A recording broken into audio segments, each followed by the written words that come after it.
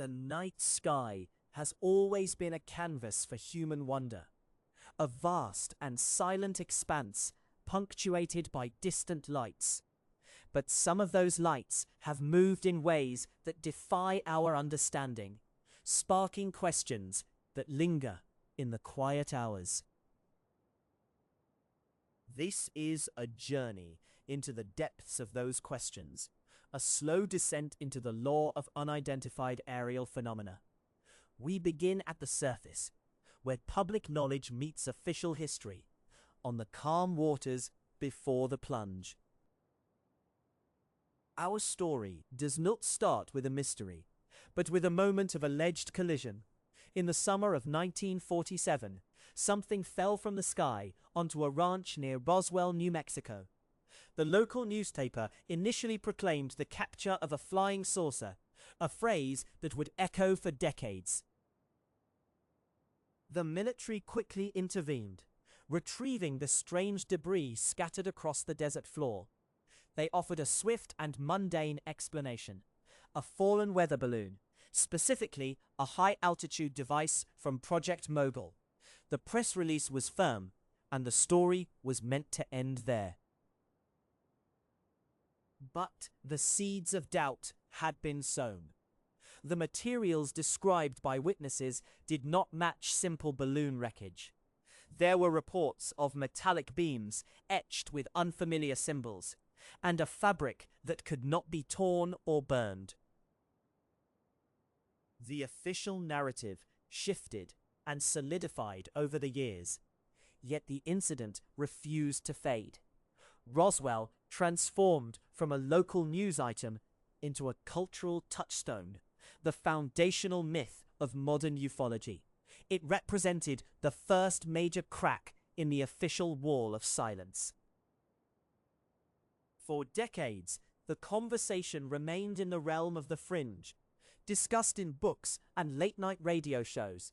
The government's position was one of consistent dismissal, embodied by projects like Sign, Grudge, and ultimately Blue Book. Their conclusion was that there was no threat and no evidence of extraterrestrial technology. Then, the surface of that calm pond rippled once more, far out at sea. In 2004, off the coast of San Diego, advanced US Navy pilots encountered an object that would change the conversation forever. It was dubbed the Tic Tac for its smooth, white, oblong appearance. Commander David Fravor and his wingmen were conducting a routine training mission when they were vectored to investigate unknown contacts. What they saw defied all conventional aerodynamics. The object hovered above the water, devoid of wings, engines, or any visible propulsion. As Fravor descended in his FA-18F Super Hornet, the Tic Tac reacted. It mirrored his maneuvers, then accelerated with impossible speed. It vanished from his sight in an instant, reappearing miles away at his cap point, a location it seemed to have known. This event was not a grainy photograph or a shaky home video. It was a first-hand account from elite pilots, corroborated by multiple sensor systems. The Navy's AN/ASQ-228, Advanced Targeting Forward-Looking Infrared Pod, captured the object's erratic movements. The data was undeniable. The Tic Tac incident remained a secret within the defense community for over a decade. It was a whisper in the halls of the Pentagon, a case study for a select few. The public surface remained untroubled, the official stance unchanged. But whispers have a way of escaping. In 2017, a series of articles in the New York Times shattered the decades-old silence. They detailed the existence of the Advanced Aerospace Threat Identification Program, a secret Pentagon unit studying such encounters. The Tic Tac video was released to the public. Suddenly, the topic was not about belief, but about data. It was no longer a question of if these objects existed, but what they were. The term shifted from UFO, with its cultural baggage, to UAP, unidentified aerial phenomena. This was a deliberate lexical move towards legitimacy. The government, once the source of dismissal, became the source of confirmation. Congressional hearings were held, reports were mandated, and officials spoke openly about encounters. The surface narrative had undergone a seismic shift, yet it felt like a prelude. This brings us to the precipice of our deep dive, to the year 2026. It is a date that exists in the near future, a speculative horizon gleaned from hints and legislative language. The National Defense Authorization Act planted seeds for a review, a potential disclosure event. The concept of an iceberg is apt here. What we have discussed so far, Roswell, the Tic Tac, the official admissions, these are merely the tip.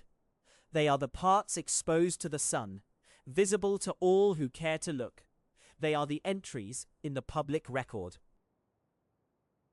Beneath this visible tip lies an immense dark mass of history and speculation. It is a structure built from decades of secrecy, covered-up projects, and whispered testimonies. Each layer we descend will grow colder, darker, and more strange. The 2026 disclosure in this framework is not a single event, but a process.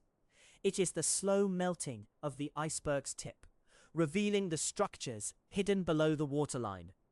It is the declassification of documents, the testimony of insiders, and the confrontation with truly anomalous data.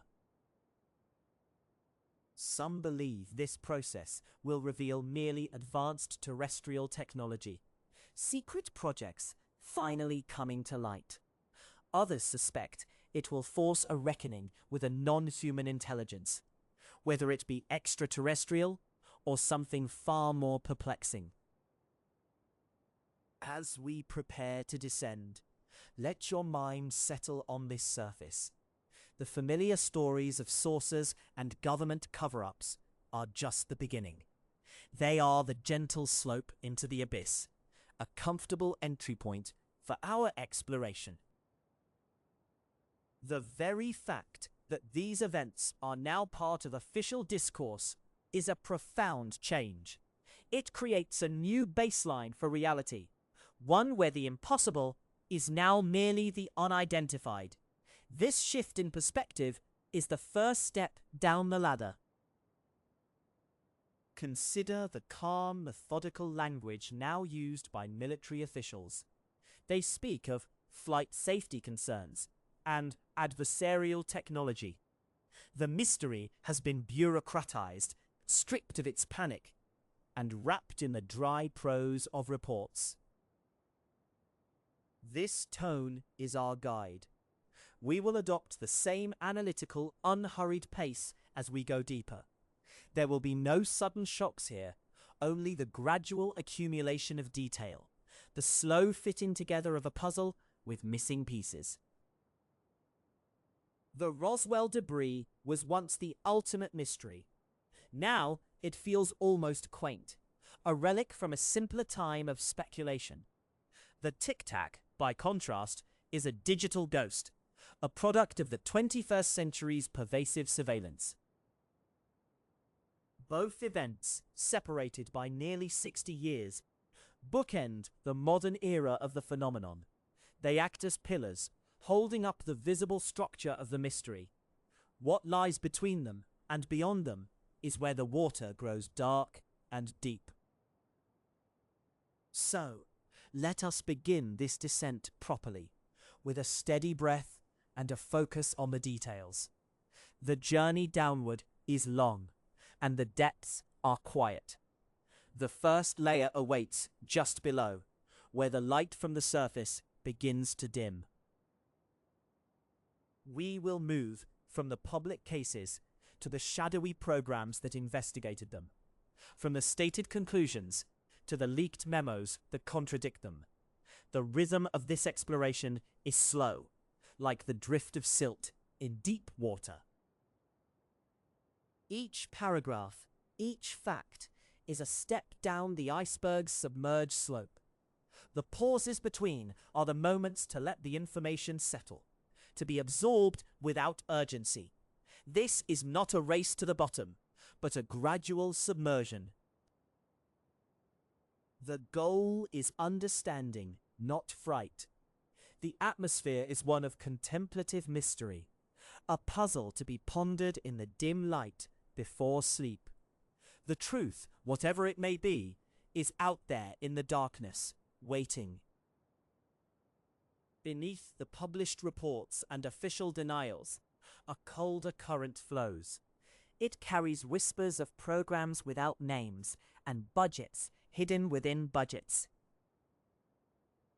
The iceberg's mass is mostly concealed, a fact as true for bureaucracy as the ice. What is disclosed supports the weight of what remains unspoken. Consider the briefings that never become minutes, the meetings in secure rooms where the air itself seems to hold secrets. These are the ligaments of the mystery. They bind the known to the unknown, the credible witness to the implausible event. A chain of testimony descends into the abyss. One such link is a program, once classified, now a whisper in defense circles. It was tasked not with denial, but with collection and assessment. Its very existence implies a sustained curiosity at the highest levels, a curiosity that predates modern headlines by decades. The files of this program speak of incidents where technology seemed to defy known physics, craft moving without air resistance, accelerating beyond human tolerance. The reports are clinical, filled with technical measurements, yet they describe performances that strip the clinical of its comfort. Radar returns were solid, multiple sensors in agreement. Then, in a moment, the returns would vanish, only to reappear miles away. The pilots who witness these things are not prone to fantasy. Their careers are built on calibration, on trusting their instruments and their eyes. When both tell the same impossible story, a profound dissonance settles in. It is a dissonance that echoes in the silence after a briefing. Below the level of programs, there are individuals. Their stories are the crystalline structure of the iceberg, formed under pressure. Some have come forward, speaking carefully, within the confines of non-disclosure agreements. Their words are measured, yet their implications are vast. They talk of materials recovered and studied, with properties that confuse the periodic table, isotope ratios not found in nature, suggesting an origin beyond. The study of such materials is a science in shadow. Its papers are rarely published, its conferences never announced. This research is a slow, meticulous puzzle. Each fragment analyzed might take years to yield even a partial understanding. And so, the knowledge accretes in isolated pockets, disconnected. A metallurgist here, a physicist there, none seeing the whole shape. The compartmentalization is itself a kind of architecture. It builds walls not just around information, but around understanding. Yet, the structure has cracks. Through them, light, or perhaps just a different shade of darkness, sometimes leaks. Consider the decades-long consistency of certain observations. The descriptions from the 1950s bear a striking resemblance to those from the 2020s. The shapes may vary, but the core behaviors repeat. Sudden acceleration, transmedium travel, a seeming disregard for inertia. This persistence suggests a phenomenon, not a fleeting misinterpretation. It suggests a constant, if intermittent, presence. Historical archives, when viewed through this lens, take on a new ambiguity. Old reports of airships or mysterious lights gain a potential weight. They become part of a long, unbroken thread, a thread that weaves through human history, often just at the edge of perception. The psychological impact on those who engage deeply is rarely discussed. It is a slow, shaping pressure, like water on stone. It fosters a duality, a life lived in two worlds, the world of the ordinary and the world of the extraordinary, held in tandem. For those tasked with analysis, the mundane becomes estranged. The flight of a bird, the glint of a satellite, all hold potential layers. This is the human dimension of the iceberg, often overlooked. The minds that hold the secrets are themselves altered by the weight. Meanwhile, the public discourse floats on the surface waters. It is shaped by fragments, by glimpses of the structure below. A declassified video here, a redacted document there. Each one is a peak, but the mountain range remains unseen. The videos, so often debated, are mere seconds long. They are silent, grainy, and inconclusive by their very nature. Yet they are also profoundly validating for those who have seen more. They are a tangible anchor point in a sea of anecdote. They prove that the conversation is happening within hallowed halls, that the question is not if things are seen, but what they are. The debate then shifts from existence to origin, and here the slope of the iceberg becomes especially steep. The possibilities branch like fissures in the ice. Each branch leads to a different depth, a different kind of cold. There is the terrestrial hypothesis, advanced and hidden technology. This requires a secrecy of such magnitude, it becomes its own marvel. It suggests a breakthrough so profound it was split from the scientific mainstream. A second shadow history of invention. Then there is the non-terrestrial hypothesis, with all its cosmic implications. It speaks to journeys across distances that numb the mind. It suggests not just new technology, but a new context for humanity itself, a rearranging of our place in the cosmic order. And there are other, more esoteric branches, rarely touched in official discourse. They involve consciousness, dimensions, and the nature of reality itself. These are the deepest, darkest waters, where light and logic seem to bend. They are often dismissed, yet they persist in the testimony. Some witnesses speak not just of craft, but of effects on the mind, of time that slows, or of a knowing communication without words. These reports are the most difficult to file away, the most unsettling. They challenge not just our physics, but our perception of self. The official stance, when pressed, often retreats to the language of uncertainty. It is a careful, deliberate non-stance, designed to neither confirm nor deny. This ambiguity is the icy water that surrounds the entire structure. It preserves the mystery, keeping it in a state of perpetual potential. For the public, this can feel like a form of gaslighting, a dismissal of what has been shown, in part, to be real.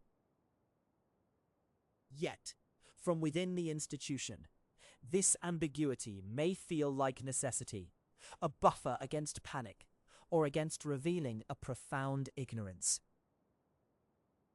The truth may be that no single hypothesis fits all the data. The iceberg may not be one monolithic idea, but a conglomerate of many.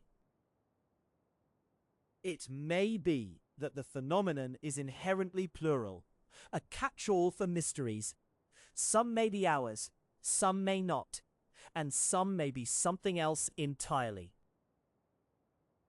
This layered uncertainty is where the contemplative mind must rest.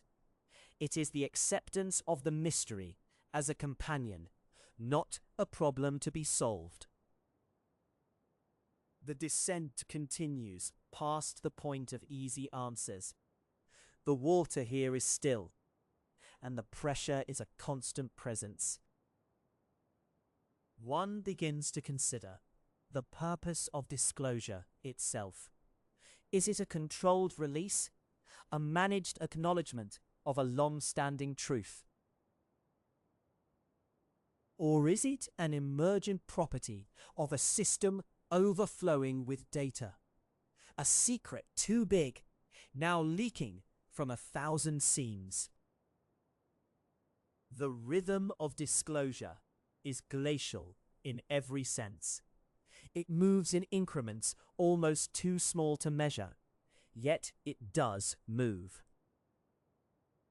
Each year, a few more documents are located and released. A few more witnesses are deemed credible enough to listen to. The cumulative effect is of a picture slowly developing in a dark room. The outlines are there before the details swim into view. We are in the middle of this development, unable to see the final print. We can only watch the shadows resolve, moment by moment. The ethical considerations are themselves a deep, cold layer. If there is knowledge, who should hold it?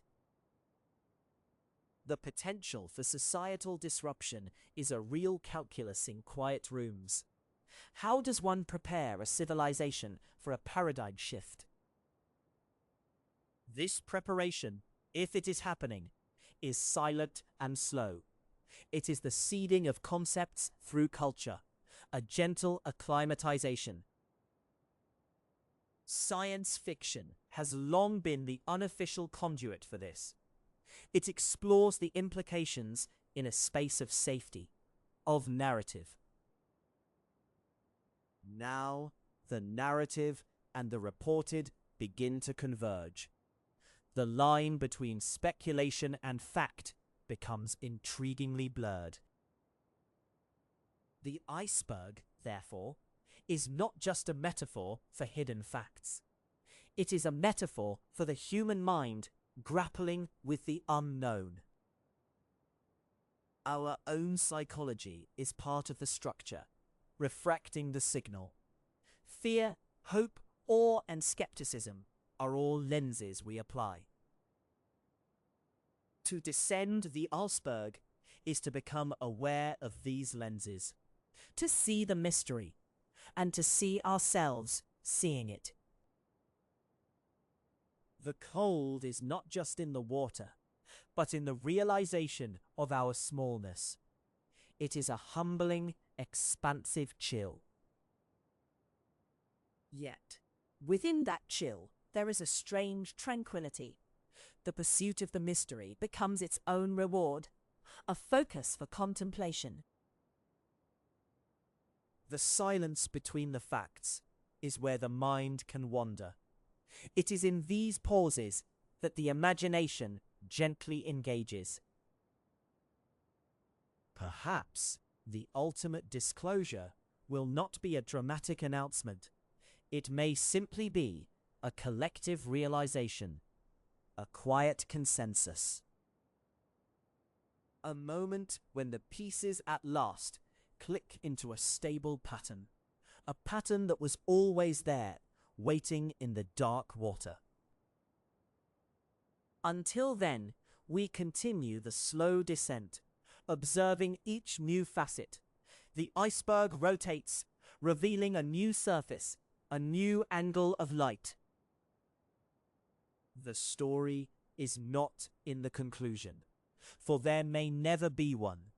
The story is in the gradual, patient act of looking. It is in the willingness to hold the question, to let it be, to accept that some truths reveal themselves only in fragments, over lifetimes. So we let the information settle, like silt in this deep, dark sea. Each particle a fact, a rumor, a testimony, coming to rest. The iceberg drifts on, immense and mostly hidden, and we drift with it, observers in the silent, boundless deep. So the silt settles, a new layer forms upon the abyssal plain, a sediment of statements, of radar returns, of trembling voices in congressional hearings. This is not the end of looking, but the beginning of seeing a different shape.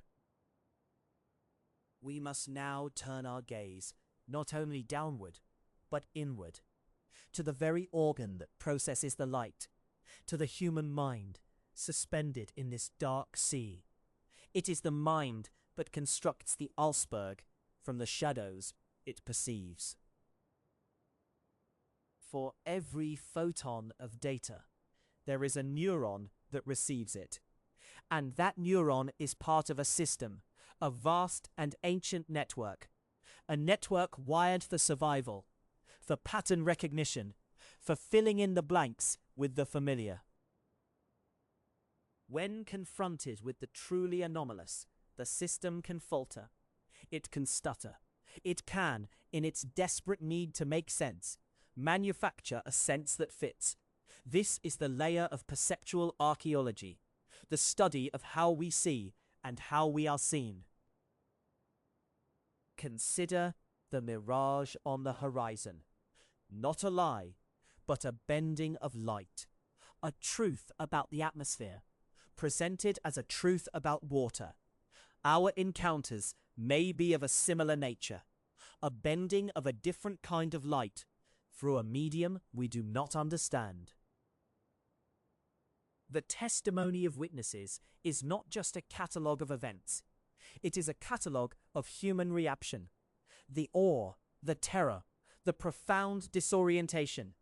These are data points as crucial as the object's speed or shape. They are the imprint of the unknown upon the psyche. Some speak of a silence that accompanies the phenomenon, the damping of sound, a stillness in the air, a silence so deep it seems to swallow the hum of crickets, the whisper of the wind. This is not merely an absence of noise. It is described as an active presence, a thick, insulating quiet that presses upon the eardrums, a void where sound should be. This reported silence may be a clue to the mechanism, a field that interacts with vibration, with energy, with the very fabric of local reality. And what of time? Another stream of consistent reports speaks of time's malleability. Missing hours, events that feel elongated into eternities or compressed into an instant. Clockwork that fails, watches that stop. then restart.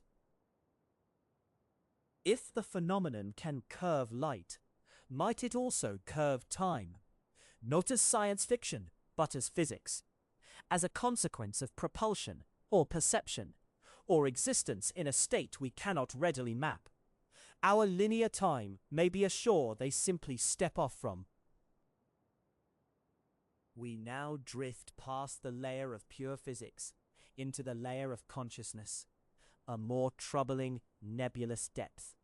Here, the reports speak not just of objects seen, but of thoughts received, of sudden knowings, of telepathic impressions, of symbolic downloads. A pilot sees a craft, and in that moment comprehends a complex equation.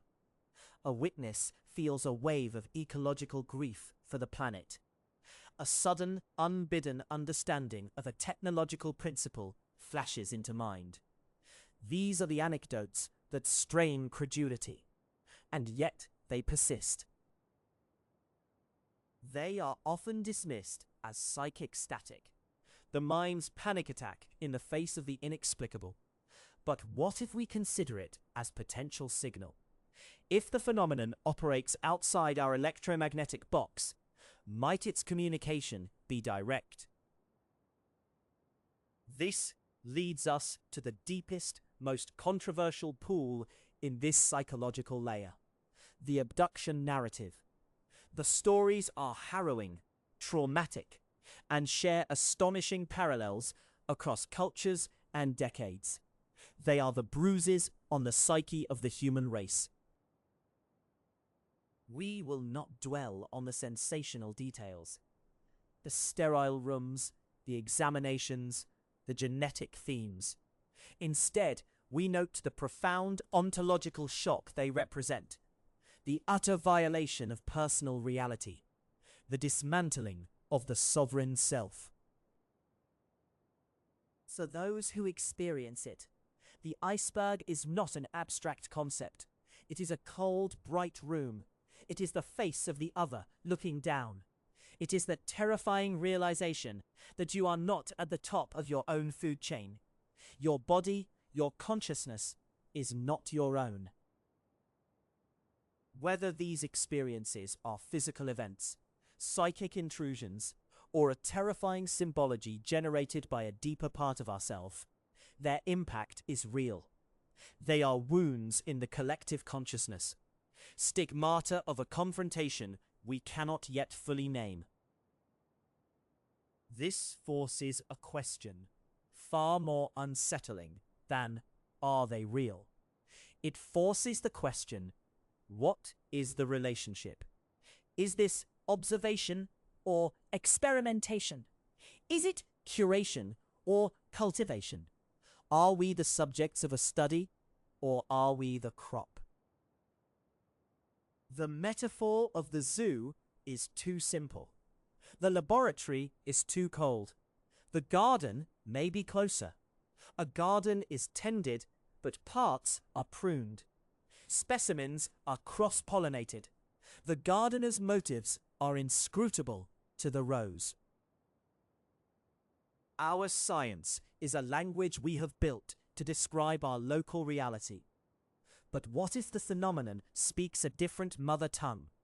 A language where thought, matter, and time are not separate words, but different inflections of the same verb.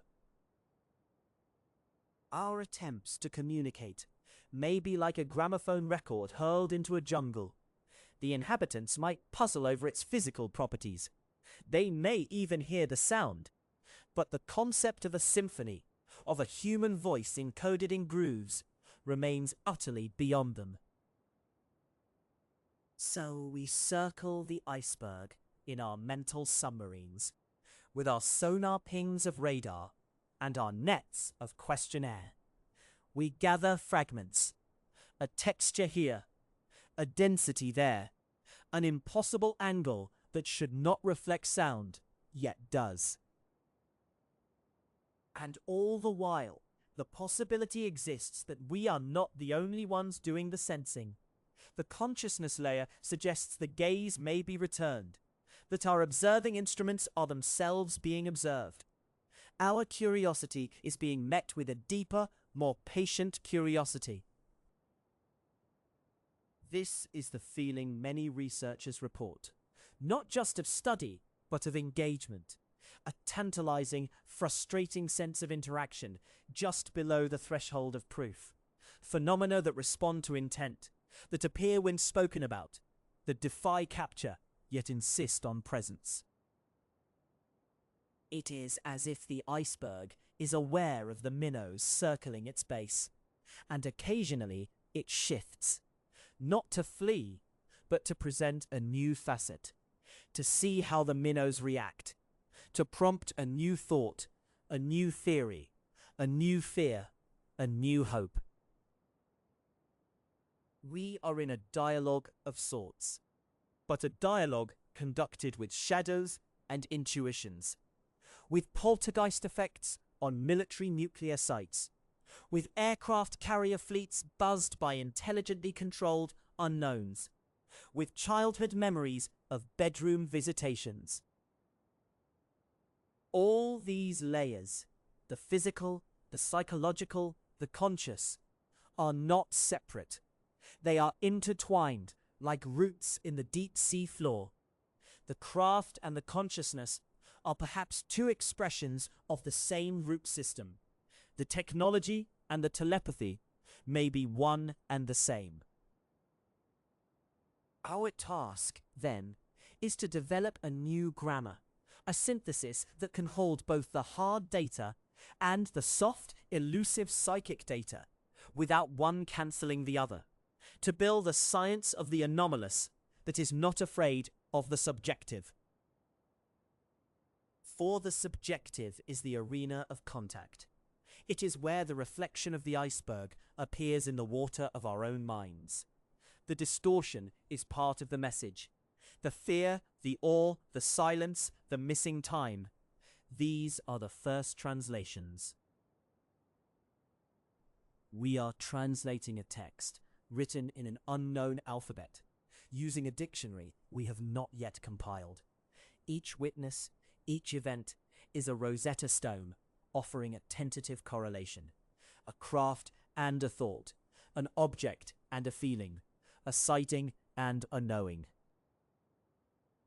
So we continue to gather the fragments, not to build a single definitive statue, but to appreciate the texture of the shards themselves, their edges, their curves, the peculiar way they catch the dim light of our understanding. The iceberg drifts. Our minds drift with it. In the vast, silent chamber of the sea, a process is underway. It is slow. It is patient. It operates on a timescale that dwarfs our news cycles, our government terms, our individual lives. We are being acclimated, not in a conspiratorial sense, but in an ecological one. A new presence is entering our environment, both physical and psychic. And like any organism, we must adapt. Our belief systems are the first to feel the pressure. They crack like continental plates. From the fractures, new ideas emerge. Slowly, the old world of certainty sinks, a landmass becoming ocean's law. A new, stranger coastline rises, shrouded in mist. We are the explorers on that new shore. We stand there now, in this chapter, looking into the mist. The silt of the last chapter has settled. The water is clear and terribly deep. Below, the immense shadow hangs, more suggestion than shape. It is waiting for us to learn how to see it. And in that learning, we may not discover what it is. We may discover instead what we are, what we become when the familiar map dissolves, what consciousness does when confronted with its own limits, and then asked to step beyond them.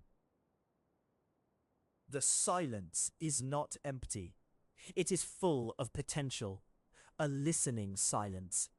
The iceberg is not just an object. It is a question, asked in a slow, cold voice from the deep. A question we are only just beginning to hear. And our entire civilization, with its noise and its light and its frantic activity, may simply be our long, complicated, stumbling attempt to form an answer. The theme is persistent. Beings not of this earth, objects that defy the local physics. The stories are not of crashes, but of landings, not of retrievals, but of gifts or warnings. These carvings are not official records. They are humanity's first incident reports, scratched onto stone, baked into clay, woven into myth. They speak of sky gods and star travelers, of chariots of fire and shields in the clouds. The phenomena were given names of deities. The descriptions were filtered through a pre-technological mind. What was seen was translated into the only vocabulary available: the divine, the supernatural. But the core experience echoes down the millennia. A brilliant light descending, a strange, non-human intelligence interacting, a message, often cryptic, a transformation of the witness or their culture. We are looking at the deepest layer of the human encounter, before the split between myth and history. Here, the object and the consciousness observing it are not so easily separated. The sighting changes the seer. It rewrites their understanding of the world. In these ancient depths, the UFO is not a spacecraft. It is an omen, a portent, a piece of the heavens that has fallen to earth, brimming with meaning. This layer of the iceberg is not made of government paper. It is made of collective memory, of trauma and awe so profound it becomes religion. The visitors were woven into the foundation of societies. They became the gods who taught agriculture, astronomy, law, or the demons who stole souls and brought plagues. The phenomenon presented itself, and humanity built a cosmology around it. We have been trying to decipher that first impression ever since. So we move from the carvings to the texts, to the clay tablets and the papyrus scrolls, to the Vimanas of ancient India, described in the Mahabharata, flying chariots with weapons of great power, a war in the heavens. To the book of Ezekiel, the wheel within a wheel covered in eyes, the metallic creature with 4 faces, a vision of incredible mechanical complexity, described by a prophet who had no words for machinery. To the annals of ancient China, the dragons that appeared and disappeared, the pearls that flew across the night sky, changing direction. Imperial astronomers documented these events with bureaucratic care. These are not mere legends. They are often dry, observational. They note dates, directions, durations. The emotional tone is one of recorded fact, however inexplicable. The phenomenon was a known, if rare, feature of the world. It was catalogued alongside comets and eclipses. A celestial event, but an intelligent one. This is the chilling thread that runs through these ancient reports. The objects moved with purpose, with curiosity. They paced chariots. They hovered over villages. They followed ships at sea. The behavior pattern is recognizable even today. It is the behavior of something studying, probing, testing the boundaries of our reality. Now the ice grows colder. The pressure of time is immense. We descend to a sublayer. Before written language, but after the carvings. The oral traditions passed down for hundreds of generations. The Aboriginal songlines of Australia speak of the Wangina, sky beings who came from the Milky Way. They brought the law and the dream time. Their images are painted on cave walls, faces surrounded by halos, like helmets. The Dogon tribe of Mali possessed astronomical knowledge of Sirius, of its dense, invisible companion star. Knowledge, they said, was given by amphibious beings from that star system. Knowledge modern science only confirmed centuries later. In the frozen north, the Inuit tales speak of the Kolupalik, but also of the Sky People, who came in silent, shimmering vessels. They took hunters to show them the earth from a great height, and returned them forever changed. These stories are the bedrock. They are not about technology as we conceive it. They are about intelligence from elsewhere imparting knowledge, leaving a mark on the developing human psyche, a seed of the stars planted deep within us. The iceberg here is not just a metaphor for hidden data. It is a metaphor for human memory itself. Most of it lies beneath the surface, in the dark, cold waters of the forgotten. Yet it supports everything that rises above. We then climb slightly through the millennia. The ice shows new formations. The medieval period. The age of faith, where the phenomenon adapted its guise once more. Now it was angels and demons.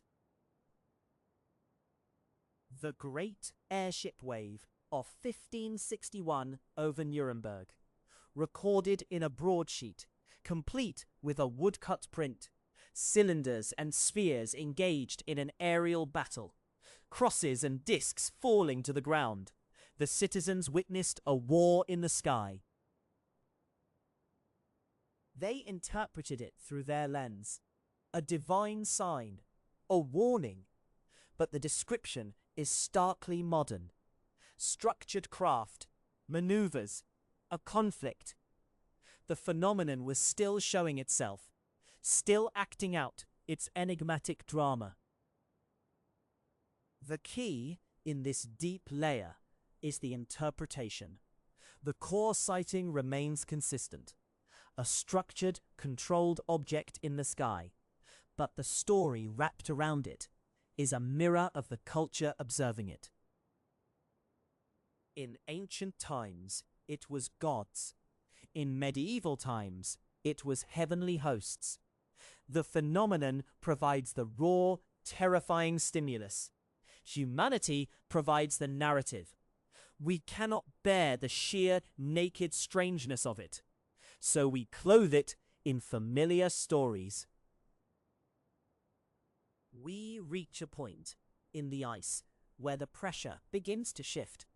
The early modern era, the age of reason dawns, and the phenomenon, as if sensing a new audience, begins to change its costume again. Now it becomes more mechanical. The mystery airships of the 1890s in America. Great dirigible-like crafts with searchlights. Pilots who sometimes spoke to witnesses in accented English. They asked for supplies, for water, for tools. They were ahead of human technology, but only just.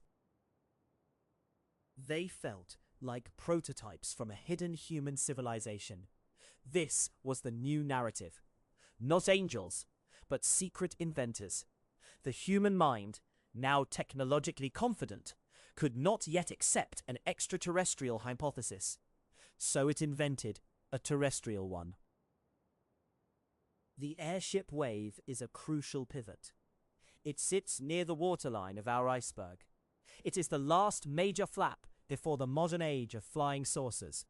It shows the phenomenon transitioning its manifestation, preparing the collective consciousness.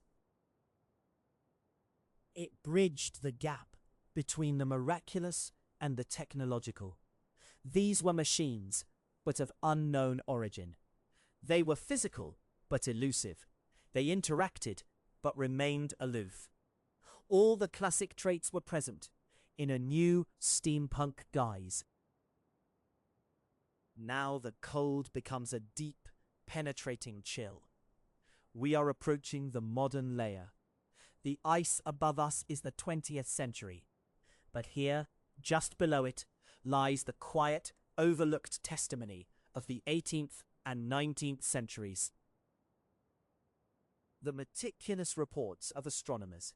Sir John Herschel, in 1790, documenting a fleet of luminous disks moving in formation. He dismissed them as unknown natural phenomena, but recorded them with precision.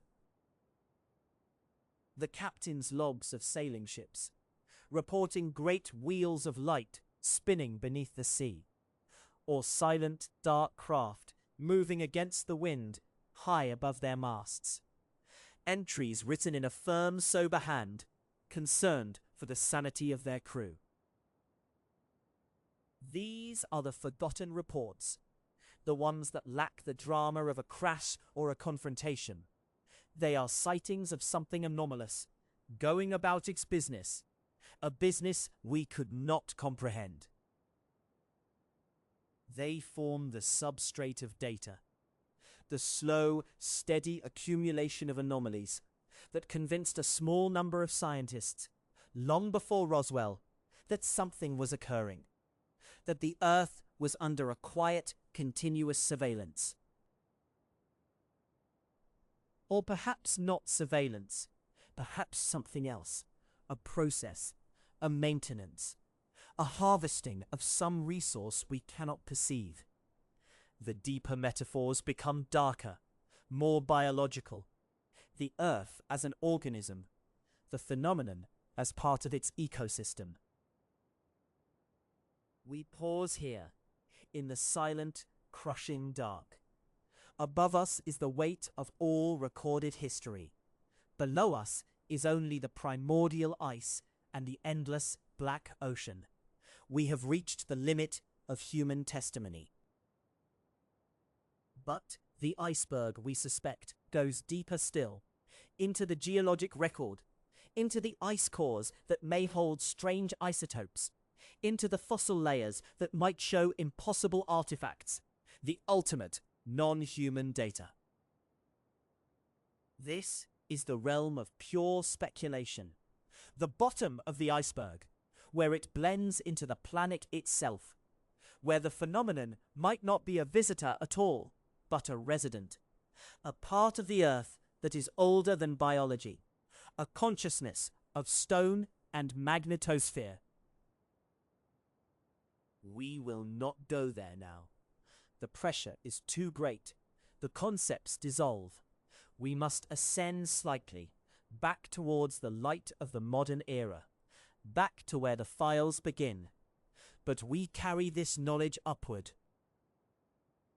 That, what we call the modern UFO era, is merely the latest chapter, the latest costume. The phenomenon has been here, performing its inscrutable operations for the entirety of human existence. It has shaped our myths, our religions, our fears, and our aspirations. The idea of the other, the idea of the starfarer. It is baked into our psyche because we have been observing it, and it us, since we first looked up at the night sky in wonder. The iceberg's true lesson is one of depth and time. The government secrets are but frost on its peak. The cultural shadow is vast, but the bulk of it, the immense ancient mass, is a history of encounter we have only ever understood through a glass darkly.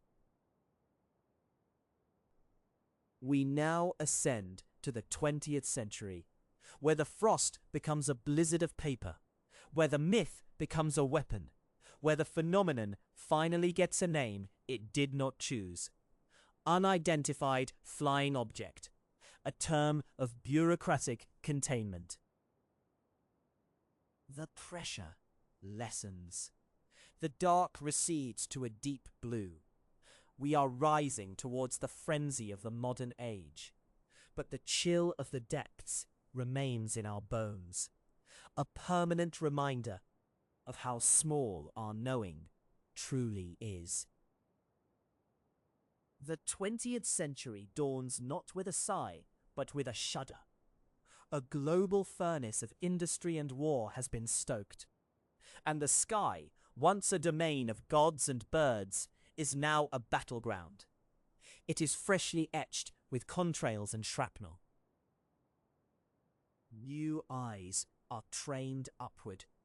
Not the eyes of shepherds or sailors, but the eyes of radar operators, the eyes of bomber pilots, the eyes of those who watch for flashes on the horizon that mean the end of everything.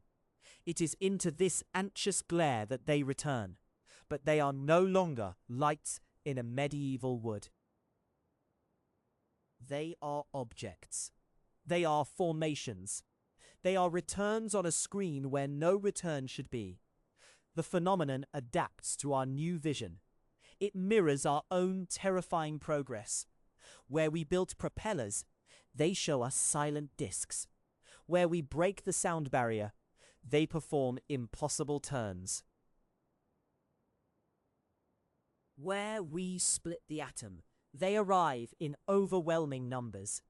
The frost of ancient legend becomes the blizzard, a storm of sightings, of reports, of terrified credible witnesses.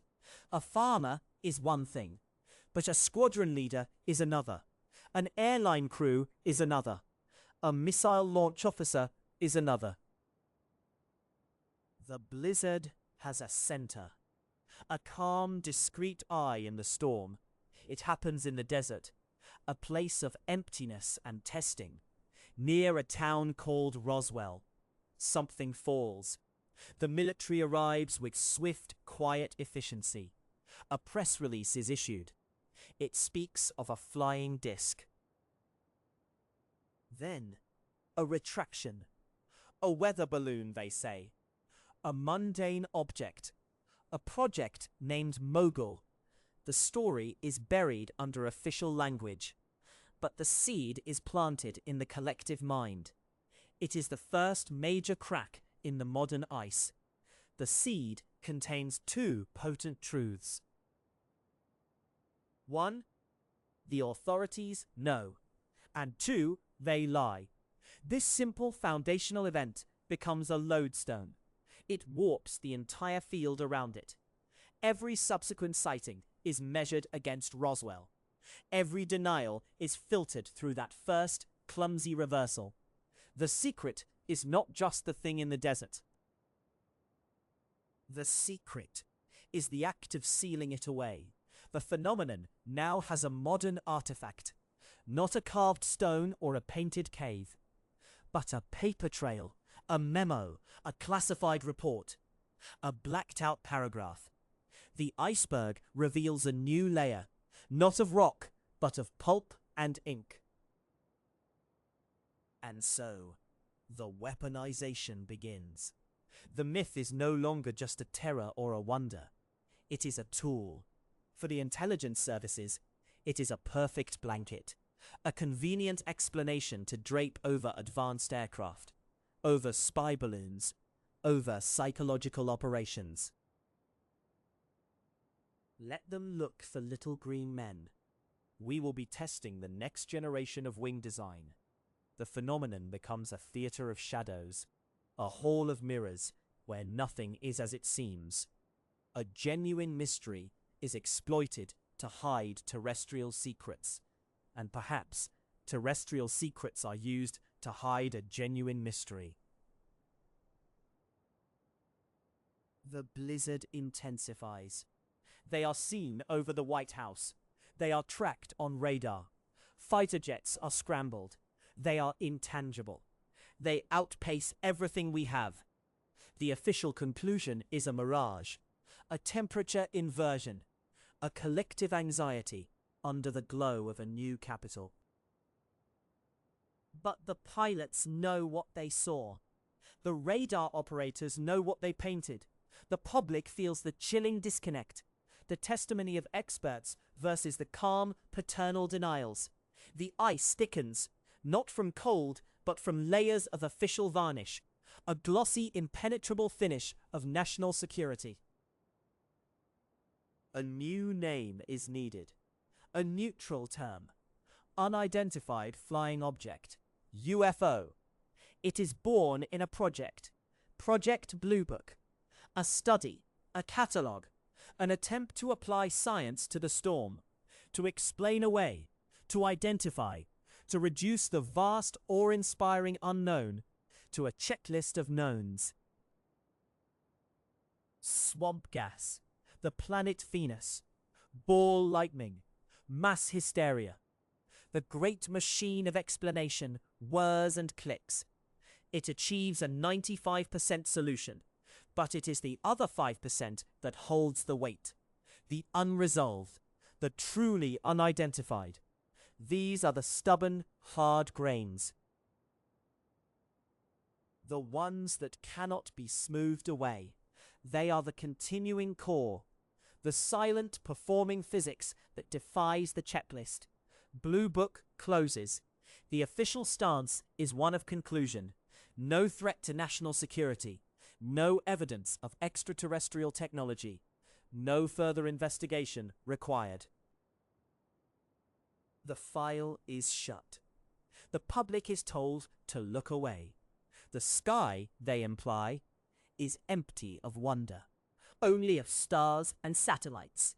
But other files are opened. Deeper, darker files. In CIA annexes. In Air Force Special Investigations offices. The phenomenon has not gone away. It has simply been reclassified, moved to a higher shelf, a need-to-know basis where almost no one needs to know. The fascination goes subterranean. It bubbles up in pulp magazines, in cheap paperbacks, in drive-in movies. The cultural membrane stretches to accommodate the idea. It is sanitized, made safe through entertainment. The terrifying unknowns become bug-eyed monsters, or benevolent space brothers.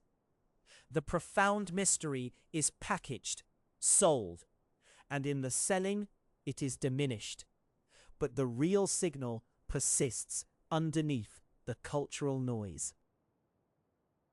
A pilot named Lonnie Zamora sees a landed egg-shaped object in the desert. Two small beings in white coveralls. Scorched earth, broken brush. His testimony is sober. He is a hardened lawman. He never seeks the spotlight. He simply reports what he saw. The ice is pierced by such moments, by sheer stubborn credibility. The object had symbols on it, a language we could not read. It was a moment of stark physical encounter, an artifact in the dirt, and then it was gone, leaving only a shaken man and a patch of burned ground. Then, the names begin to change again. Unidentified aerial phenomenon, UAP, a shift in language, a concession. Object implies something solid, manufactured. Flying implies propulsion, aerodynamics. Aerial phenomenon is vaguer. It is a return to the numinous. It could be anything. A trick of the light, a plasma, an unknown natural effect, or something else entirely. The term expands to contain more mystery, not less. The bureaucracy slowly, reluctantly makes room for the inexplicable, but only just enough room to store it. The Cold War deepens. The nuclear shadow lengthens, and the phenomenon displays a profound, unsettling interest. They are seen hovering over missile silos. They are tracked approaching nuclear naval fleets. At times, the weapons themselves go offline, as if by remote. As if a silent demonstration is being made. A connection is drawn in stark, terrifying lines between human annihilation and their presence. It is no longer about lights in the sky. It is about the control of our most deadly power. The iceberg here is not just history or files. It is the unthinkable itself, the potential that our destiny as a species is being monitored, curtailed, or evaluated. The chill is no longer atmospheric. It is existential. It seeps into the bedrock of our security. And through it all, the blizzard of paper continues. The reports pile up. Sightings by military personnel are stamped secret. They are filed away in vaults. They become part of the hidden mass, the great submerged library of human encounter, each one a data point. Each one a whisper from the edge of our understanding. The modern age does not solve the mystery. It simply gives it a filing system, a chronology, a set of coordinates. The myth is quantified, but in the quantifying, it only grows more strange, more resistant to capture. We have climbed high up the iceberg. The air is thin. The light is the harsh electric light of the modern era. We stand on a plateau of accumulated data, of scandals and cover-ups, of credible witnesses and official ridicule. The wind whips the pages of 1,000 reports. But if you kneel down, if you press your ear to this cold, hard surface of the present, you can still hear the deep, ancient hum from far below, the same hum the shaman heard, the same vibration the medieval monk felt in his bones. It has never left us. We have simply learned new words to describe our not knowing. The frenzy of the age is a surface condition, a storm on the upper slopes. Beneath it, the immense, patient structure remains, waiting for the next shift in the light, for the next set of eyes to look up. And to understand, once again, that they are being looked back at. It is not new, this feeling of being observed. The skin prickles, the neck hairs rise. A primitive circuit deep in the hindbrain fires a warning of a presence in the blind spot. This is the oldest signal, older than language, older than fire. It is the foundation of every ghost story ever whispered, the root of every deity ever imagined in the shadows of a cave. We have always felt the gaze from the dark edge of the firelight. We have always given it a shape to make it comprehensible. But what happens when the firelight is the glow of a smartphone? When the dark edge is the empty static between television channels? The signal remains. It simply migrates. It finds the new voids, the new silences we have created. It settles into the gaps in our digital spectrum. Consider the phenomenon of electronic voice phenomena, the stray, inexplicable phrase captured on a dormant tape recorder, a whisper from the white noise. It is often a single, clear sentence, a non sequitur of profound loneliness, or a direct answer to an unspoken question. These are the modern echoes in the modern cave. We no longer listen to the wind in the rocks. We listen to the hiss of untuned radio. And the same intelligence, if that is the word, seems to listen back. It uses the static as a medium, a carrier wave for a contact that is always just out of focus. The phenomenon is a master of the periphery. It lives in the corner of the eye. in the fleeting malfunction of a street lamp as you pass beneath it, in the dream you cannot quite recall upon waking, but whose emotional residue, a sense of immense altitude, of geometric awe, lingers all day. This is why our cameras fail so often, why footage is shaky, blurred, or suddenly cuts to black. The phenomenon is not necessarily avoiding capture. It may simply exist in a state that is fundamentally incompatible with our frame-by-frame reality. To see it directly is to force it into a costume of light and metal that our minds can temporarily accept. The act of observation is an act of creation and of limitation. We sculpt the unseen with our expectations. The medieval woodcut shows a demonic figure in the sky. The 1950s photograph shows a sleek metallic disc. The modern video shows a black triangle silent against the stars. The witness paints the unknown with the colors of their time. But the silhouette behind the paint remains constant. A shape that implies intelligence, a mode of movement that defies physics, an ambience of silent surgical intent. The core experience transcends the era. The interpretation is just the gloss. Beneath the frenzy of the modern disclosure debate, the congressional hearings, the leaked videos, the partisan squabbles, this deeper layer persists. It is the layer of personal, unrepeatable, and profoundly destabilizing experience. The close encounter that leaves no physical evidence, only a shattered worldview. These experiences are the true depth of the iceberg. They are not data points for a conspiracy theory. They are human events, spiritual crises. They happen to farmers and pilots, to soldiers and surgeons, people with no desire for notoriety, people who desperately wish to forget.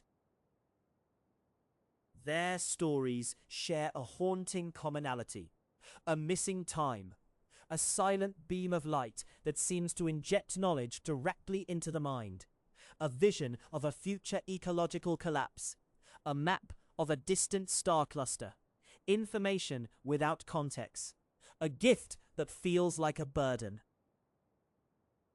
This is the intelligence's communication. It is not in a language of words. It is a language of symbol, of direct consciousness interfacing. It is telepathic in the oldest sense of the word, a pathos, a suffering, a feeling transmitted whole. The message is the emotion of the message, dread, awe, a devastating cosmic loneliness.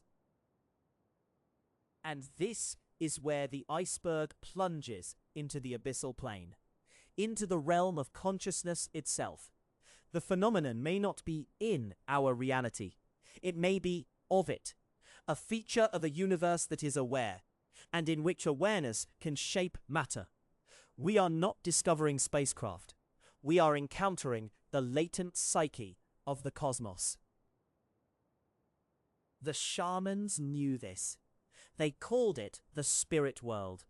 They accessed it through rhythm, through chant, through the disruption of the senses.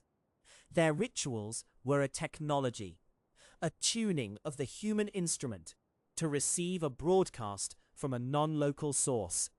The drum was their radio. Our technology is more precise, but no less a ritual. The satellite, the quantum sensor, the radio telescope, these are our drums, our chants. We are seeking the same signal.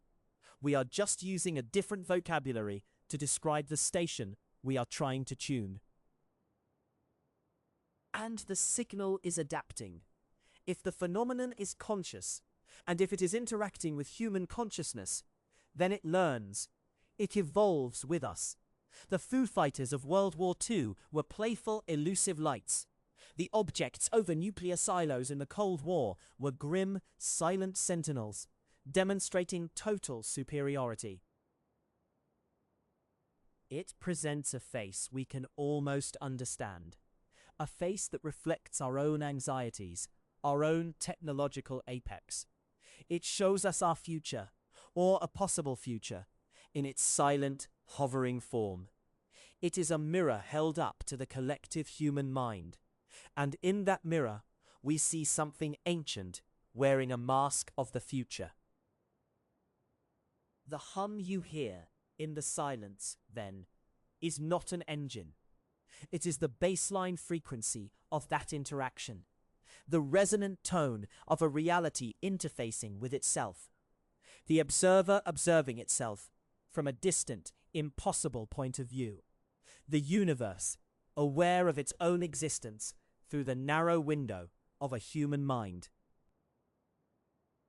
This is the ultimate disclosure, not a government press conference, not a hangar full of exotic machinery. It is the slow, dawning realization that the separation was always an illusion, that the sky is not a ceiling, but a membrane, and that the intelligence on the other side has been all along a forgotten part of our own. We fear the other, the invader, the colonizer from the stars. But what we are encountering may be far stranger. It may be the intimate stranger, the part of our own consciousness that scaled the evolutionary ladder ahead of us, that left the earthly cradle millennia ago, and now returns, periodically, to check on the younger self it left behind. Or perhaps it is we who are the forgotten part, a fragment that became entangled in biology, in the slow, painful progress of the animal, while the greater portion of our awareness continued its existence in a realm of pure information, of light and thought. Our longing for the stars is not ambition, it is a homesickness. The sightings, then, are glimpses, moments when the membrane between the fragment and the whole becomes thin, when the dreaming, celestial part of us looks in on the waking, earthly part. The awe is recognition. The terror is the scale of what we have forgotten. So you lie in the dark. The modern world is quiet. The screens are dark. And in that primordial silence, the hum returns. It is not in the room. It is in the substrate of your hearing, in the very capacity to listen.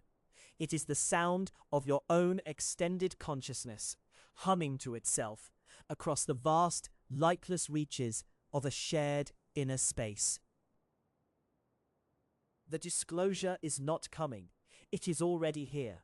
It has been here since the first human looked at a star and felt not just wonder, but a peculiar, unshakable kinship. The iceberg is not an object in the ocean. It is the ocean, and we are not sailors upon it. We are currents within it. Thoughts in a vast, cold, intelligent mind that is slowly remembering its own name. So we arrive at the seventh layer, the layer of reception. For a signal, however constant, requires a receiver tuned to its particular frequency. And our tuning, it seems, has been intermittent, a product of cycles within us and cycles around us.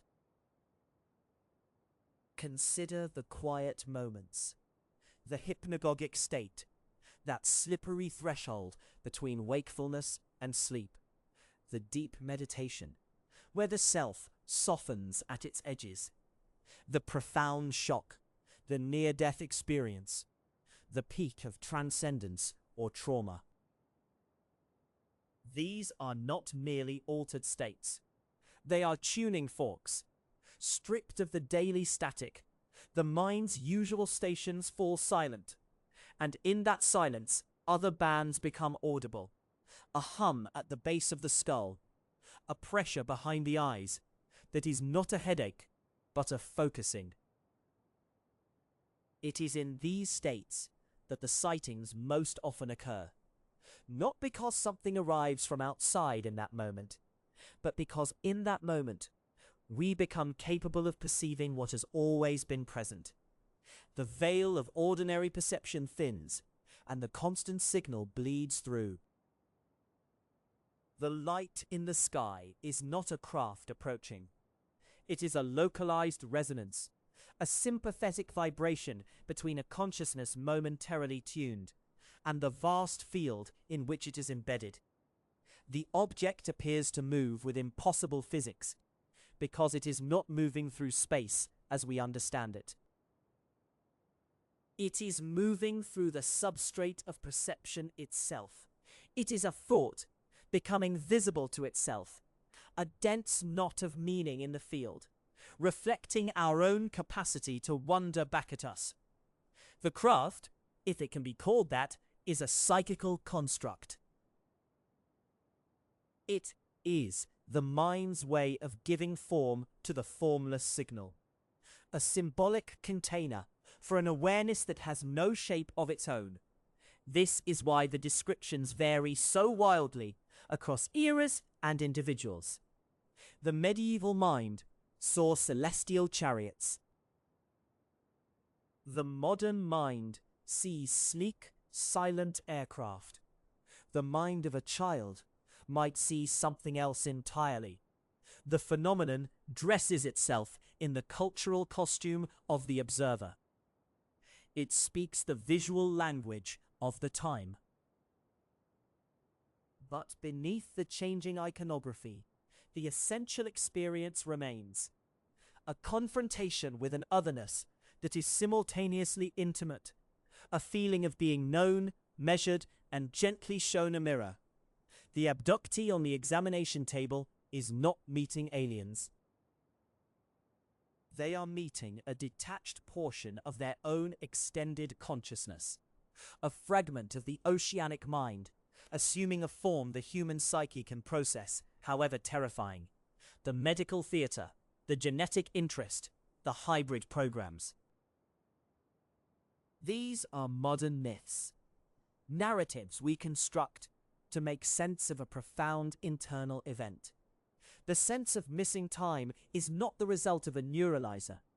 It is the mind's protective amnesia, after brushing against a truth too vast to integrate into a waking narrative.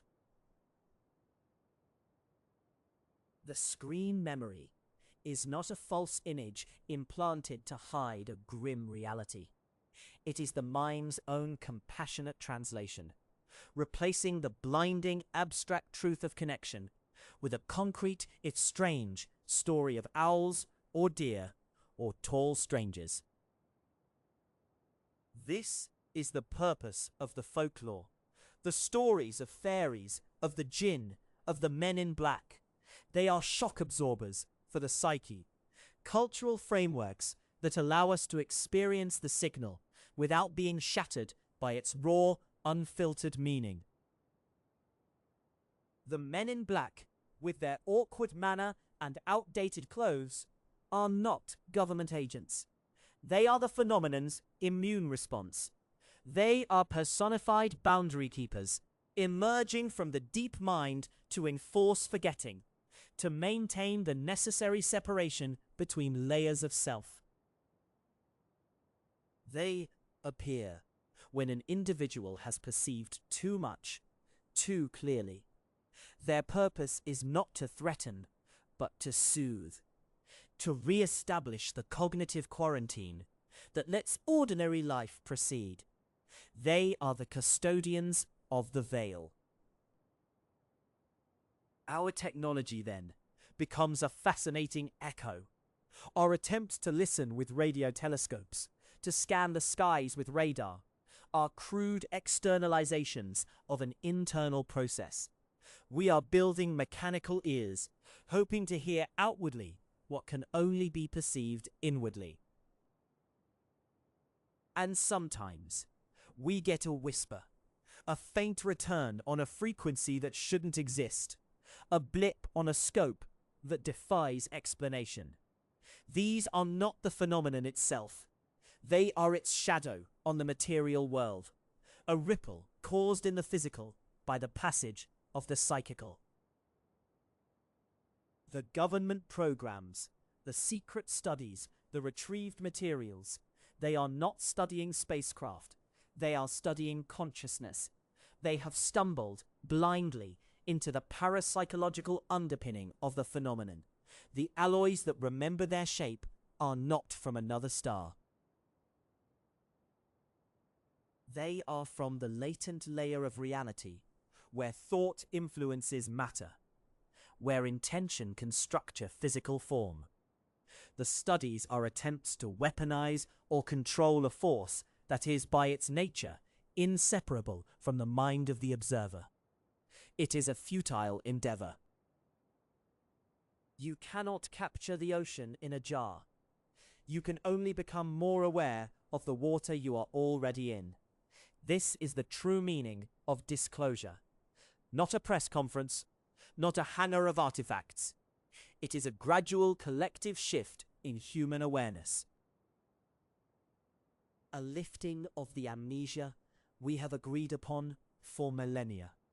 A recognition that the separation between self and world, between mind and matter, between human and other, is the fundamental illusion.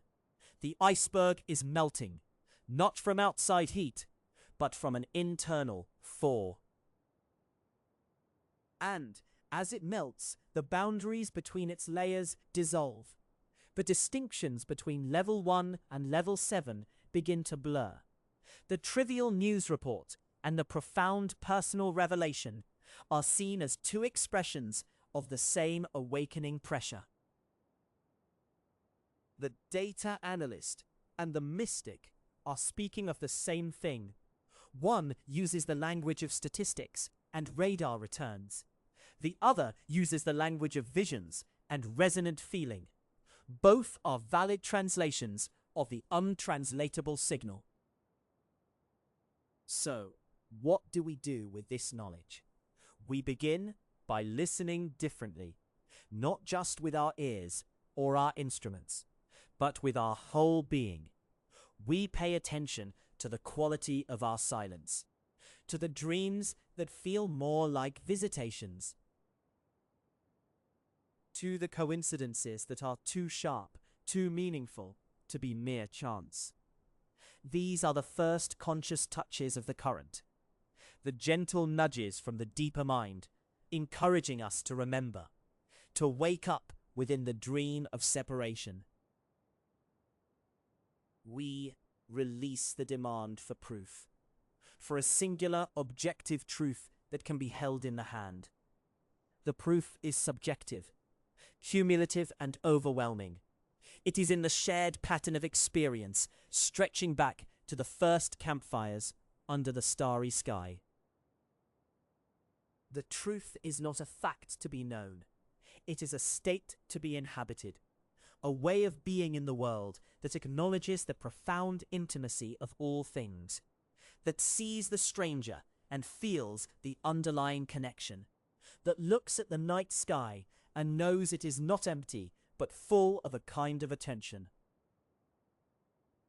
This is the final layer of the iceberg, the layer that is not a layer at all, but the water itself, the realization that there is no disclosure event to wait for. The event is a process, and the process is the slow, beautiful, terrifying unfolding of our own awareness. We are the phenomenon discovering itself. The star that felt like kin was a reflection, a glimpse of our own cosmic nature in the dark mirror of space. The humming is the sound of the whole, and we are the local nodes, where that hum becomes thought, becomes word, becomes story. The story is now yours to continue, not by seeking more data, but by deepening your perception, by quieting the noise to hear the signal that has never stopped. The disclosure was never about them. It has always been about us. About what we are, and what we have always been. Currents in a vast, intelligent ocean, awakening to the wetness of the water, to the pressure of the depths, to the magnificent and simple truth that we belong to this mystery, utterly, and it, in every conceivable way, belongs to us. So, we begin here, at the point where the story turns inward, where the external spectacle